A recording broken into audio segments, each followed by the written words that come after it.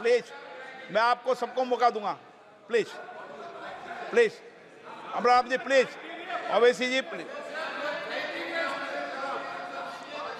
सबको मौका दें।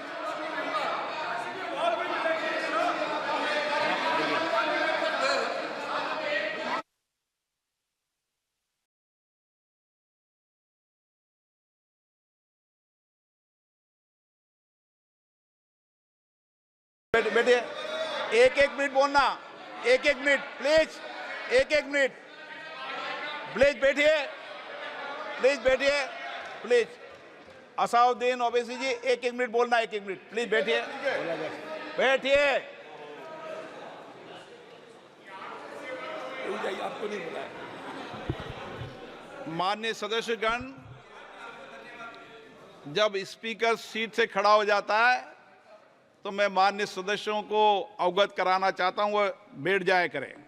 ये मैं पहली बार कह रहा हूं, मुझे 5 साल कहने का अवसर नहीं मिलना चाहिए। असाउद्दीन ओवैसी जी।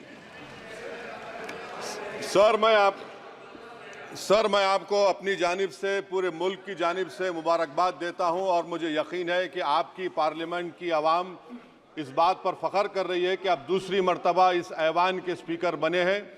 सर, आप इस हाउस के रिपोजिटरी है, कस्टोडियन है, मगर हकीकत यह है कि अक्सरियती जमात के पास नंबर है मगर उनके पास अक्सरियत की ताकत नहीं है। यहाँ अपोजिशन के पास अक्सरियत की आवाज़ भी है, तो इसीलिए मेरी आपसे गुजारिश है कि आप छोटी पार्टियों को मौका दीजिए और मुझे यकीन है कि आप 17वीं लोकसभा में जिस तरह शफकत का मुजाहरा मुझ पर किया, हम छोटी पार्टियों पर, मैं उस समुदाय से आता हूँ जो इस ऐवान में सिर्फ 4% हैं, तो हमको आवाज़ उठाने की आवाज़ दीजिए। सर आखिर में मुझे यकीन है कि आप वहाँ पर बैठे हैं तो ये ऐवान एक कीमती हीरे की तरह ना सिर्फ इस मुल्क की आवाम में, दुनिया में चमकेगा और आप के बोझ को ये सरकार कम करेगी डिप्टी स्पीकर बनाकर।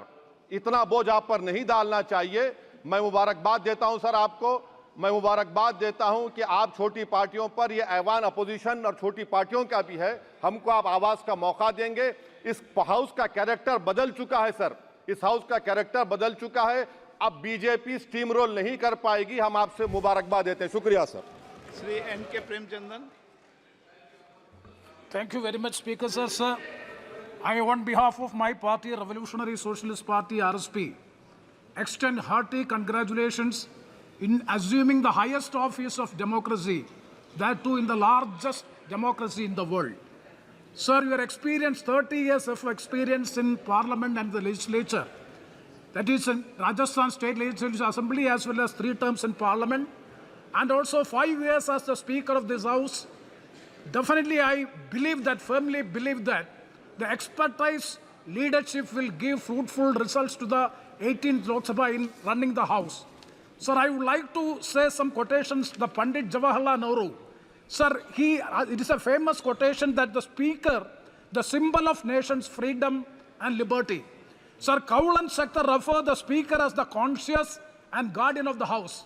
Sir, I would like to refer the Speaker is the soul and spirit of Indian democracy and the custodian of the House. And further, I would like to say that while the government has its way in the House, it is incumbent upon the Speaker to ensure that the opposition has its full say. Sir, I would like to urge upon the Honourable Speaker, sir, the opposition's legitimate demands and rights of the opposition has to be protected so as to have a